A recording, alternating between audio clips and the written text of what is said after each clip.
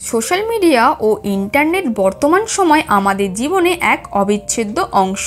আপনি হয়তো একদিন না খেয়েও থাকতে পারেন, কিন্তু ফোন আর ইন্টারনেট ছাড়া নয়। বাড়ির লোকের সাথে একদিন কথা না বলেও থাকতে পারবেন, কিন্তু সোশ্যাল মিডিয়া না করে থাকতে পারবেন তো? ইন্টারনেট দুনিয়াতে কারোর পার্সোনাল ছবি ভিডিও ভাইরাল হয়ে যাওয়ার কাণ্ড অনেক দেখি, কিন্তু এর ফলাফল কতটা মারাত্মক হতে পারে সেটা নিয়েই আজকের গল্প 2021-এর রাশিয়ান মুভি দ্য এক্স। গল্পের শুরুতে আমরা সাশা নামের একজন হাই স্কুলের ছেলেকে দেখি বন্ধুদের সাথে ফেসবুকে গ্রুপ চ্যাট করতে। সেখানে কে কাকে ডেট করলো, কার সাথে প্রেম চলছে এই বিষয়ে ভিক্টন শেয়ার হচ্ছিল। তাই বন্ধুদের মধ্যে আলোচনার কেন্দ্র হয়ে ওঠার জন্য সাশা একটা মেয়ের সাথে তার ছবি রেখে বলে, এটা আমার গার্লফ্রেন্ড। এরপর ঘটনা এগিয়ে যায় 7 বছর পর।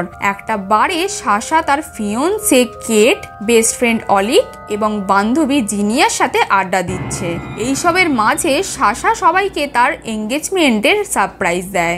এই খবরে জিনিয়া একটু অবাক হয়। তো পার্টি চলাকালীন জিনিয়া কেটকে সাশার একটা পুরনো ফেসবুক মেমোরি দেখায়, যেখানে তার ওই মেয়েটার সাথে পুরনো ছবি ছিল। কেট ছবি দেখার পর মুড চেঞ্জ হয়ে তাড়াতাড়ি বাড়ি ফেরার জন্য উঠে পড়ে। বাইরে জোরে বৃষ্টি পড়ছে। দুই বন্ধু চলে যাওয়ার পর এরা ক্যাবের জন্য ওয়েট করছিল, আর তখনই কেট তাকে ওই পুরনো ছবিটা দেখিয়ে জিজ্ঞাসা করে মেয়েটা কে। সাশা কি বলবে ভেবে পায় না, কারণ পোস্টটা তো তার অ্যাকাউন্ট থেকেই শেয়ার হয়েছে, কিন্তু ওর মতে সে আজ অ্যাকাউন্টটা লগ ইন করেনি। তাহলে শেয়ার হলোই বা কি করে? এই বিষয়ে কথা বলতেই যাবে, তখনই এক অজানা ব্যক্তি গাড়ি দাঁড় করিয়ে তার বউকে রাস্তায় মারধর করতে শুরু করে। তাকে থামাতে এরা দুজনে এগিয়ে গেলে কেট পুরো ঘটনা লাইভ করতে শুরু করে, আর কয়েক ঘন্টার মধ্যে ভিডিওটা ভাইরাল হয়ে যায়। বেসিক্যালি এরা সোশ্যাল মিডিয়াতে নিজেদের লাইমলাইটে রাখার জন্য সবসময় ব্যস্ত। কটা লাইক কটা কমেন্ট পড়লো এই বিষয়ে খুব সেন্সিয়ার, বিশেষ করে কেট। তো সোশ্যাল মিডিয়ায় এঙ্গেজমেন্ট ব্যবহার করে তার কেকের বিজনেসটা দাঁড় করাতে চায়। রাতে নিজেদের মধ্যে কোয়ালিটি টাইম কাটানোর সময় আমরা দেখি ল্যাপটপে একটা খবর টেলিকাস্ট হচ্ছে, যেখানে মস্কো রেস্টুরেন্টে এঙ্গেজমেন্ট পার্টি চলাকালীন একজন মেয়ে এসে বরকে গুলি করে নিজেকেও শুট করে। এরপর মাঝরাতে কেট এক ভয়ানক দুঃস্বপ্ন দেখে উঠে পড়লে সাশা ওকে শান্ত করে। বেলায় কেট ফেসবুকে সাশার ছবিটা আরো একবার দেখে। সে বুঝতে পারছে না ও সব কথা বলার পরেও এই ব্যাপারটা তার কাছ থেকে এতদিন কেন লুকিয়েছে। এরপর বিকেলে কেট জিনিয়ার সাথে সুইমিং ক্লাস জয়েন করে। বেশ অনেকক্ষণ জলে কাটানোর পর জিনিয়া উঠে গেলেও কেট তখনও সুইমিং করছিল। তখনই কেট পুলের ধারে একটা মেয়েকে দেখতে পায়। দেখে চেনা বলে মনে হচ্ছিল না, একভাবে কেমন যেন দাঁড়িয়ে আছে। হঠাৎ করে মেয়েটা জলে ঝাঁপ দেয়। বেশ কয়েক সেকেন্ড কেটে যাওয়ার পরেও মেয়েটি না উঠলে কেটের সন্দেহ হয়, তাই জলে ডুব মেরে মেয়েটাকে খুঁজতে চেষ্টা করে।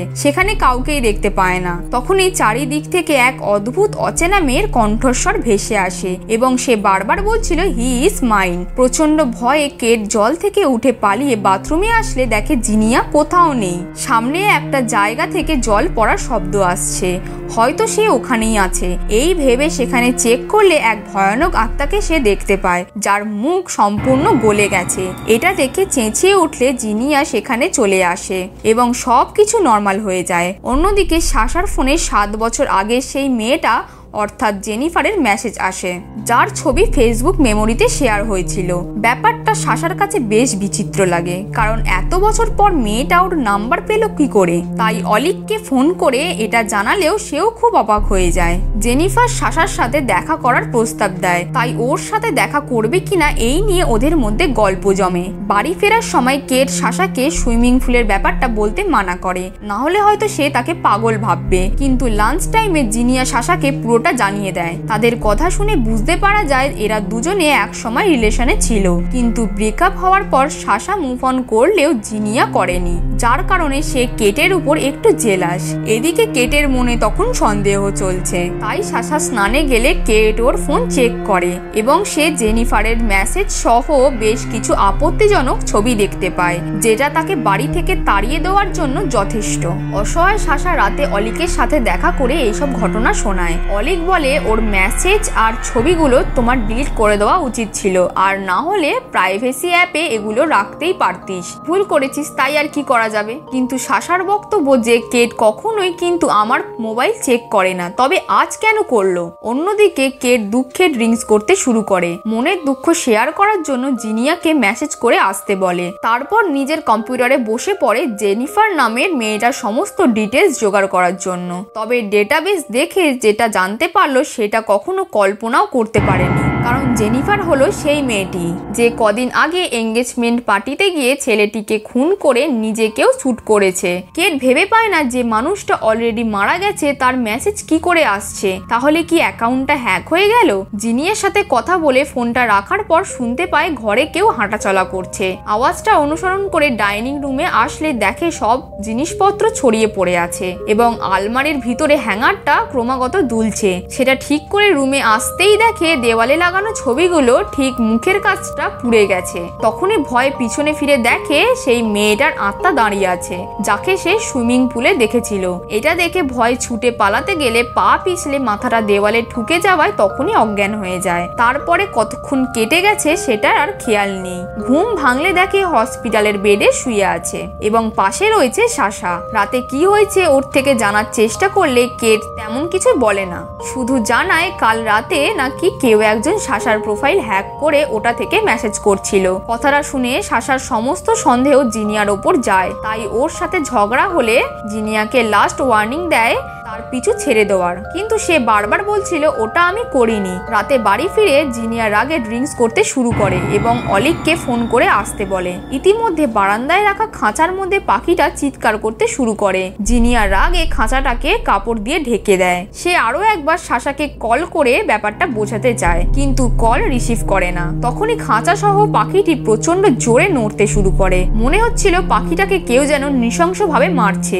জিনিয়া ঘাবড়ে গিয়ে কাপড়টাকে সরাতেই দেখে পাখিটা উধাও। এটা কি করে সম্ভব? পরক্ষণেই কারেন্ট চলে যায় এবং জিনিয়া দেখে ওর সামনে জেনিফারের আত্মা দাঁড়িয়ে। জিনিয়া পালিয়ে যাওয়ার অবকাশটুকুও পায়নি, ওকে গলা টিপে জেনিফার নৃশংসভাবে হত্যা করে। এইসব কিছু থেকে অজানা অলিক জিনিয়ার বাড়িতে আসলে ওর মৃতদেহ দেখে চমকে ওঠে। হাত পা গুলো ভেঙে উল্টো দিকে ঘোরানো, মুখটা খোলা, শরীর রক্তে ভিজে গেছে।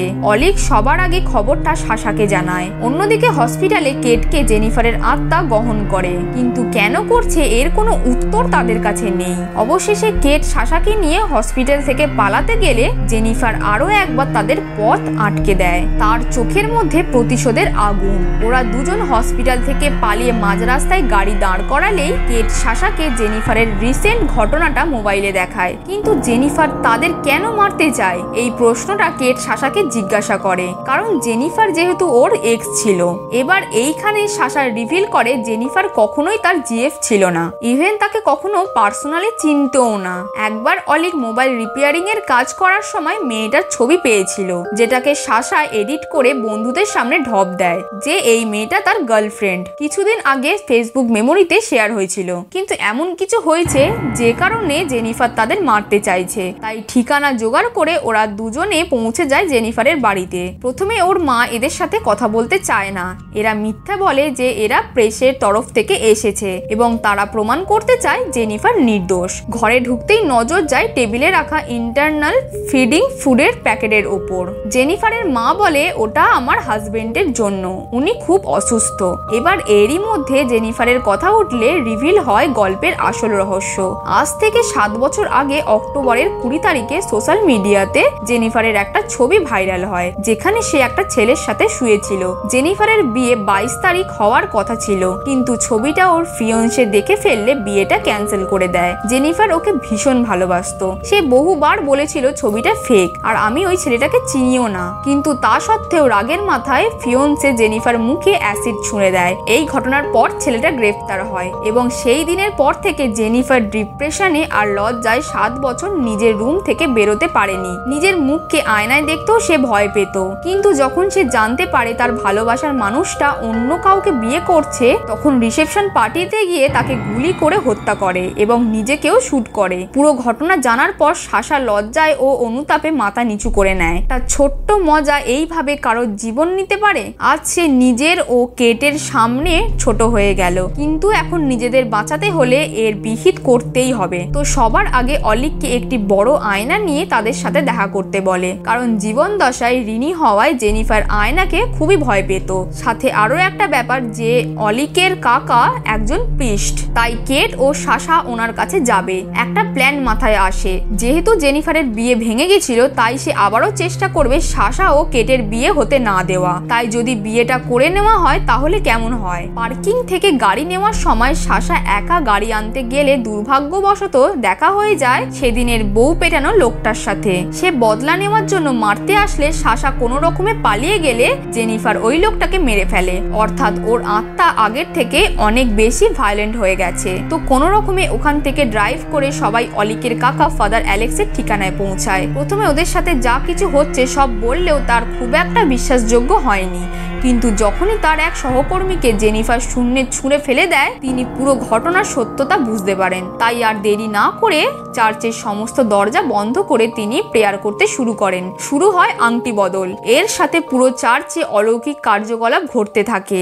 একটা সময় সবকিছু শান্ত হয়ে গেলে হঠাৎ অলিকের গায়ে আগুন লেগে যায় আর আগুনের ঝলকানির মধ্যে দিয়ে বেরিয়ে আসে জেনিফার। সেই মুহূর্তে কেটকে বাঁচানোর জন্য তাকে প্রেয়ার রুমের বাইরে ঠেলে দিলে প্রচন্ড আগুনের তাপের কারণে সাশা অজ্ঞান হয়ে যায়। যখন জ্ঞান ফিরল দেখে সাশা অচৈতন্য অবস্থায় পড়ে। অ্যালেক্স বললেন যতদূর সম্ভব জেনিফারের বডি নিয়ম করে কবরস্থ করা হয়নি, যার কারণে জেনিফারের বডিতে হয়েছে শয়তানের বাস। এ কথা শুনতেই কেটের মনে পড়ে যায় জেনিফারের বাড়িতে রাখা ওষুধগুলির কথা, যেগুলো নাকি জেনিফারের বাবার জন্য ব্যবহার করা হয়। কেট আর দেরি না করে অ্যালেক্সের দেওয়া পবিত্র কাপড় নিয়ে বেরিয়ে যায়। এই কাপড় জেনিফারের বডির ঠিক মাথার উপর রেখে প্রেয়ার করতে হবে। গাড়ি ছুটছে দুরন্ত গতিতে জেনিফারের বাড়ির উদ্দেশ্যে। গন্তব্যে পৌঁছে দেখে দরজা বাইরে থেকে লাগানো এবং ভেতরটা পুরো অন্ধকার। ডাকলে কারোর সাড়া না পাওয়া গেলে কেট চালাকি করে দরজা খুলে ভেতরে প্রবেশ করে। টর্চ নিয়ে প্রত্যেকটা রুম খুব মনোযোগ সহকারে চেক করলে নজর পড়ে এক বন্ধ দরজার দিকে। ওটার ভিতর থেকে কেমন যেন পচা পচা গন্ধ আসছে। ভিতরে প্রবেশ করলে দেখে একটা মেয়ের গ্রাউন্ড ঝোলানো আর দেওয়ালে জেনিফারের বেশ কয়েকটা সুন্দর ছবি। বুঝতে পারে এটা জেনিফারের নিজের রুম ছিল, কারণ আয়নাগুলো প্রত্যেকটা সাদা কাপড়ে ঢাকা। সেখানে পাশের রুমে প্রবেশ করলে দেখে এখানে চিকিৎসার যাবতীয় জিনিসপত্র রয়েছে, সাথে বডি সংরক্ষণ করার ট্রিক। এর সাথে একটা লাগোয়া সিঁড়ি আছে যেটা সোজা একদিকে যাচ্ছে। কেট সেখানে উঠে দেখে বেশ কিছু তুলো, ইনজেকশন এবং ওষুধপত্র রাখা। একেবারে ঠিক শেষ প্রান্তে ছিল আর একটা দরজা। সেটা খুলে ঢুকতেই দেখে বিছানায় শোয়ানো রয়েছে জেনিফারের মৃতদেহ। সেটাকে কোনো রকমে ওষুধপত্র এবং ইনজেকশন ব্যবহার করে তরতাজা রাখা হয়েছে। তাহলে ফাদার ঠিকই বলেছিল, কিন্তু বডি এইভাবে রাখার কারণটা কি? থাক, এইসব পরে ভাবা যাবে। এখন আপাতত কাপড়টা ওর মুখের ওপর দেওয়া হোক। অন্যদিকে অ্যালেক্স প্রার্থনা শুরু করে আর তখনই পিছন থেকে জেনিফারের মা এসে কেটের উপর আক্রমণ করে। তাকে কোনো রকমে সামলে জিজ্ঞাসা করে এইভাবে মেয়েকে রেখে কি প্রমাণ করতে চাইছেন? এর উত্তর ওনার কাছে ছিল না। সত্যি বলতে মায়ের মমতা কখনোই মেনে নিতে পারছিল না যে তার মেয়ের এরকম পরিণতি হতে পারে। কেট তাকে অনেক বোঝানোর চেষ্টা করে যে তার মেয়ের জন্য কি কি ঘটনা ঘটছে, কিন্তু তিনি বিশ্বাস করতেই চান না। তখনই কেটকে মারতে আসলে জেনিফারের গোটা শরীর কাঁপতে শুরু করে আর অন্যদিকে অ্যালেক্স প্রেয়ার করছিল। তখনই একটা অদৃশ্য শক্তি কেটকে ছুঁড়ে ফেলে দেয়। জেনিফারের মা প্রথমবার এরকম কিছু ঘটনা দেখে। অন্ধকার ঘরে এক কোণে তাকালে দেখে কিরকম ভয়ানক রূপে দাঁড়িয়ে আছে জেনিফারের আত্মা। এটা তার মেয়ে হতেই পারে না। বুঝতে অবকাশ থাকে না যে কেট এতক্ষণে সঠিক কথাই বলছিল। তার গোটা শরীর লাল এবং মুখ সম্পূর্ণ ঝলসে গেছে। জেনিফার কেটের গলা ধরে তুলে ধরলে প্রচন্ড চাপের কারণে নিঃশ্বাস বন্ধ হয়ে আসে। জেনিফারের মা বুঝতে পারে যা ঘটে গেছে সেটা প্রকৃতির বিরুদ্ধে। এতক্ষণে যান্ত্রিক মাধ্যমে তার বডি যেভাবে অ্যাক্টিভ রাখা হয়েছিল সেটা বন্ধ করার সময় এসেছে। তাই মেন প্ল্যাগ পয়েন্ট সহ সমস্ত টিউব তার শরীর থেকে খুলে দিতেই জেনিফার শান্ত হয় আর সাথে তার শরীরে বাসা বেঁধে থাকা শয়তান তার শক্তি হারাতে থাকে। আর অপরদিকে অ্যালেক্সের প্রার্থনা প্রার্থনা বাকি কাজ সম্পূর্ণ করে। সামনে পড়ে আছে মেয়ের দেহ। একজন মায়ের পক্ষে এই দৃশ্য দেখা সম্ভব নয়, কিন্তু সত্যিটা অ্যাকসেপ্ট করতেই হবে। আর অন্যদিকে জেগে ওঠে সাশা। এবার মুভির এন্ড ক্রেডিট সিনে আমরা জানতে পারি 7 বছর আগে অলিক লুকিয়ে নিজেও এই মেয়েটার একটি ছবি তার সাথে ব্যবহার করেছিল, যার কারণে সে অলিককে মারে। এই ঘটনার সাথে মুভি এখানেই শেষ হয়। সোশ্যাল মিডিয়া আমাদের জীবনে অসংখ্য সুযোগ সুবিধা এনেছে, কিন্তু তার পরিপ্রেক্ষিতে এনেছে বেশ কিছু অনিশ্চয়তা। সামাজিক যোগাযোগ মাধ্যম ব্যবহারের ফলে অনেক সময় ব্যক্তিগত তথ্য প্রকাশ করতে হয়, তাই এই বিষয়ে আমাদের আরও সাবধানতা অবলম্বন করা উচিত। একটু আনন্দের জন্য যেন কারোর জীবন নষ্ট না হয়। তো পুরো মুভিটা আপনাদের কেমন লাগলো আমাদের জানাবেন কমেন্ট বক্সে। তো চলো আজকের মতো টাটা, দেখা হচ্ছে পরের গল্পে।